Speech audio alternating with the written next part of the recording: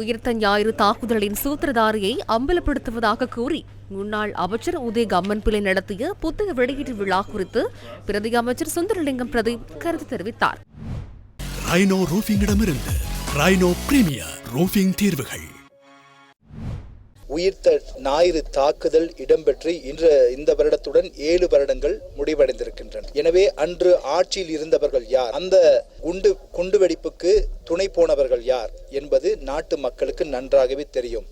ஆனால் அன்று ஆட்சியில் இருந்தவர்கள், அன்று அதிகாரத்தில் இருந்தவர்கள், அன்று அதற்கு துணை போனவர்கள் எல்லோரும் ஒன்றிணைந்து இன்று புத்தகங்களை வெளியிட்டு இந்த மக்களை மீண்டும் மக்களை ஏமாற்றும் முயற்சியிலே ஈடுபட்டுக் கொண்டிருக்கிறார்கள். நாங்கள் ஒன்றை கூறுகிறோம், இந்த அரசாங்கத்திலே அதற்கான விசாரணைகள் சரியான முறையிலே நடைபெற்றுக் கொண்டிருப்பது என்பது இன்று உலகத்துக்கே தெரிந்த காரணம். மிக விரைவில் இதுக்கு நீதி கிடைக்கும்.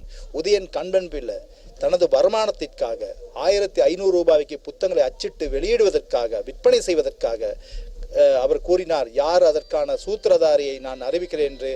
ஏற்கனவே பாதுகாப்பு துறைக்கு பொறுப்பான செயலாளர் அமைச்சர் பாராளுமன்ற கூறிய அதே நபரை தான் இவரும் கூறுகிறார். இது நாட்டு மக்களுக்கு தெரியும். எனவே நான் கூறுகிறோம், நிச்சயமாக நாட்டு மக்களுக்கு யார் இந்த குண்டுவெடிப்பில் ஈடுபட்டவர்களை மிக விரைவிலே விசாரணை மூலம் நாட்டுக்கு வெளிப்படுத்தப்படும்.